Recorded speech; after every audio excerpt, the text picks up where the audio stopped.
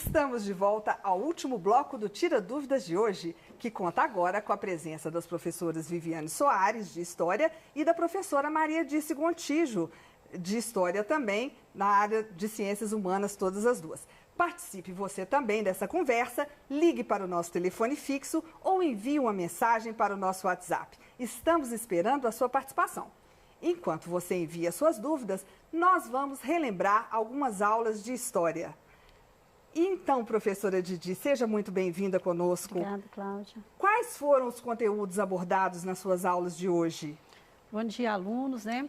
Bom, foram as aulas de acolhimento, não é isso? Então, né, do ciclo 5, que foi trabalhado, né, no ensino fundamental aqui comigo, o 4º e o 6º ano. No 4º ano, a gente trabalhou, né, o objeto de conhecimento, que seria a circulação de pessoas e as transformações nesse meio natural. Tá? Então, a gente trabalhou com a habilidade 4X lá do nosso currículo, referência de Minas Gerais. Já no 6º ano, a gente trabalhou com a unidade temática que é um pouco extensa, tá, Cláudia? Porque, assim, é a invenção do mundo clássico e o contraponto com outras sociedades. E aí, então, dentro desse PET 4, né, o tema era muito extenso, porque a gente trabalhou várias civilizações antigas, que aí a gente trabalhou 3 habilidades do nosso currículo, trabalhando com os hebreus, os fenícios, os persas, os chineses, né, a Índia, e ainda fiz uma pequena introdução da civilização grega. Então, vai ser assim uma coisa meio que tumultuada, puxada, mas dá para a gente estar tirando essas dúvidas sim, tá? Muito obrigada. Então, agora que já relembramos as aulas, nós vamos voltar para as nossas perguntas. Vamos à primeira. Fale sobre os períodos paleolítico e neolítico da pré-história. É uma pergunta do quarto ano. Então, essa pergunta é interessante assim, né? Porque esses 2 períodos foram 2 períodos extremamente importantes da nossa pré-história. O período paleolítico, que foi o primeiro, né, desde o surgimento do homem, ele foi o período, né, o mais extenso, ou seja, o mais longo da pré-história, tá? Ele também pode ser chamado de, né, período da pedra lascada, porque nesse momento o homem, né, ele só conseguia trabalhar, realmente fazer ferramentas com pedras lascadas, então eram ferramentas bastante rudimentares. E esse homem, claro que ele tinha muitas dificuldades, então ele sobrevivia nesse momento, né, da caça, da pesca, né, e da coleta de frutos e raízes, tá? Eram ainda, né, pessoas que eram nômades, ou seja, eles deslocavam constantemente de locais em busca da própria sobrevivência, né, fugindo do frio, mas também buscando animais para caçar e para coletar. Se eles eram nômades, eles tinham então que ter algum local para se abrigarem, né, das tempestades, do frio. Esse local então era as cavernas. Como eles então, né, habitavam essas cavernas, eles descobriram que tinha uma forma de se comunicarem, e a forma de comunicar deles lá nessa época foi através dos desenhos rupestres, das pinturas rupestres, né, que eles faziam nas paredes dessas cavernas e que hoje são, né, muito importantes como vestígios para contar para a gente na atualidade de como os nossos antepassados viveram. O período neolítico, ele vem logo depois, e claro que aí o homem, então, ele vai tendo uma melhoria na questão das tecnologias, das ferramentas. Esse período neolítico, ele pode também ser chamado de período da pedra polida, porque o homem descobre, né, que ele já consegue fazer ferramentas já mais afinadas, né, e tudo. Uma coisa importante que eu deixei de falar lá do período paleolítico, que foi lá no finalzinho do período paleolítico que o homem descobriu o fogo, tá? E essa descoberta também é dada como uma das principais descobertas do homem em termos tecnológicos, tá? Com essa descoberta, então, do fogo, o homem foi melhorando as suas tecnologias ali no período neolítico.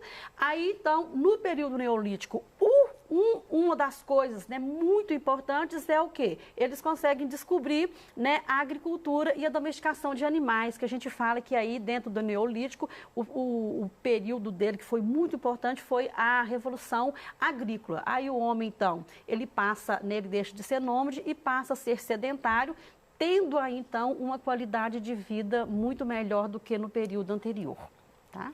Ótimo. E agora chegou uma pergunta da Rosiane dos Santos.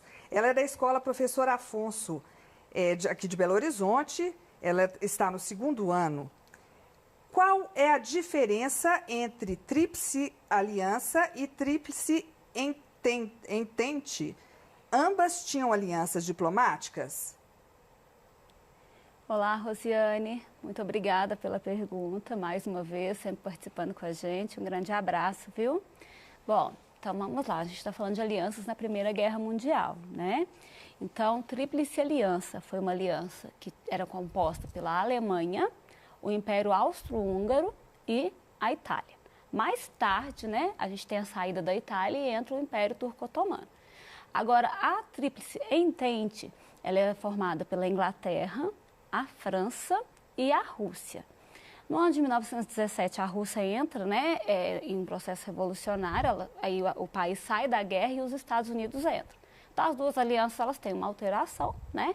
Mas é um momento da nossa história em que a gente tem, então, dois grandes grupos, né, protagonizando aí um conflito sobre acordos diplomáticos, né? Os membros dessa aliança, né, de cada aliança, eles possuem acordos, né? A política de aliança, ela funcionava o seguinte: caso qualquer um daqueles membros sofresse algum tipo de ataque, os outros membros iriam atuar, né, a favor daquele que fazia parte ali do grupo, né? Então, era um acordo de ajuda mútua. Então, entre os países signatários, né, ou seja, os países que faziam esse acordo, eles tinham, sim, né, um compromisso um com o outro de ajudar, e podia ter países que não estavam dentro daquela aliança especificamente e que também forneciam algum apoio, né, que também possuía algum tipo de acordo diplomático. Isso dos dois lados, né? Mesmo os países que às vezes não estavam ali envolvidos mesmo no conflito, né, e envolvidos na aliança diretamente, eles podiam manter acordos com determinados grupos, né, com determinados países dessas alianças também, tá bom? Ótimo. Então, vamos seguir aqui. Qual o maior legado das festividades religiosas a Zeus realizadas na cidade de Olímpia, na antiguidade, deixou para a sociedade moderna? Ainda existem jogos na atualidade que eram praticados naquela época? É uma pergunta do 6º ano. Sim, na verdade, né, foram os Jogos Olímpicos, né, as Olimpíadas que a gente tem, que inclusive esse ano, né, de 2020, nós teríamos Olimpíadas, por causa da pandemia, ela teve que ser adiada, tá? Então, os Jogos Olímpicos, na verdade, eles surgiram lá na Grécia, né, antiga, e veio, né, crescendo e ganhando espaço até que, né, no ano de 1896 foi realmente implementada esses Jogos Olímpicos, essas Olimpíadas, né, que são feitas de 4 em 4 anos aqui na nossa era moderna e na atualidade. Quais, né, são inúmeros os esportes, né, que ainda permanecem, que já existiam lá e que permanecem, tá? Mas eu vou falar, né, dar poucos exemplos aqui, que são as corridas, né, que na época já existia a maratona lá, as corridas de cavalo lá nas hípicas, o decato, todos eles já existiam lá nessa época e claro que hoje foram aperfeiçoados, mas vieram todos lá como herança desse legado grego, tá? Ótimo. E agora uma pergunta do 2º ano. Quais as motivações para a imigração? Bom, até essa temática ela fez parte das aulas do Enem, né? Nós falamos um pouco sobre isso, também falamos nas aulas do 2º ano, realmente. Bom, a gente fala que existem vários motivos, né, para que as pessoas deixem o seu país de origem e busquem viver em outro país. Nós citamos, geralmente, né, as questões relacionadas à economia, né, vamos dizer assim, qualidade de vida, oportunidade de trabalho, melhores condições aí de vida de maneira geral, para a pessoa e para a sua família, né? Então, muitos buscam melhorar suas condições de vida. Mas a gente tem também outras motivações que são ligadas a perseguições políticas, à discriminação, a guerras, né? Regiões que encontram-se em guerras, né? Em conflitos também, Acontece muito das pessoas saírem e tentarem viver em outro local com mais tranquilidade. Então, assim, de maneira geral, o que mais é marcante nesses processos migratórios, né, é a busca por uma melhor qualidade de vida, né? Independente do motivo que fez a pessoa sair, a gente sabe que a pessoa está tentando melhorar a sua condição, tá bom? Uma pergunta do 4º ano agora. Quais os benefícios que a descoberta do fogo trouxeram para o ser humano? Então, né, eu falei aí, né, logo atrás aí que o fogo foi descoberto lá no final do período paleolítico, né, lá na pré-história. A partir do momento que descobriu o fogo, né, o homem teve um salto enorme na qualidade de vida, né? Interessante a Vivi, né, comentando aqui na resposta anterior, que a gente nota que normalmente essas migrações ou as mudanças do homem, né, os deslocamentos do homem, desde, né, a pré-história, eles só se deslocam em busca de melhoria de vida, né? Então, muito interessante assim que, né, essa temática está hoje muito em voga. Bom, mas pensando naquele homem pré-histórico, né, qual que foi os principais benefícios? Um foi a questão, né, de afugentar os animais, né, porque eles eram, né, animais grandes ali, então eles conseguiam afugentar fazendo fogo, eles aqueciam do frio, tá? E depois, com a evolução, né, que eles foram descobrindo que fazia pedra e conseguia fazer o fogo, e a coisa foi evoluindo, aí o que acontece? Eles descobrem também, né, que era possível cozinhar os alimentos. A partir do momento, né, que eles descobriram que era possível assar a carne, que ela durava mais, que tinha alimentos crus que tinham, né, um gosto horrível, mas que ele cozido tinha um gosto mais saudável e tal. Aí ele foi melhorando. E eles foram notando também que o alimento cozido, ele era melhor, né, dentro do seu organismo ali, ele era melhor transformado. E com isso, então, né, de certa forma, o homem foi desenvolvendo, inclusive a questão do cérebro, tá? Que hoje é provado por cientistas que a partir do momento que o homem começou a fazer uso de alimentos cozidos, tá certo? Ele começou a ter um desenvolvimento do cérebro, e se eu estou desenvolvendo o meu cérebro, eu vou desenvolver o quê? O meu raciocínio lógico para estar fazendo uso da razão. Então, esse é um dos, né? Porque é claro que existe também outros benefícios aí que esse fogo trouxe para nós. E você imagina a gente, que inclusive teve questão lá, que eu resolvi com vocês, não é no Tira Dúvida, né?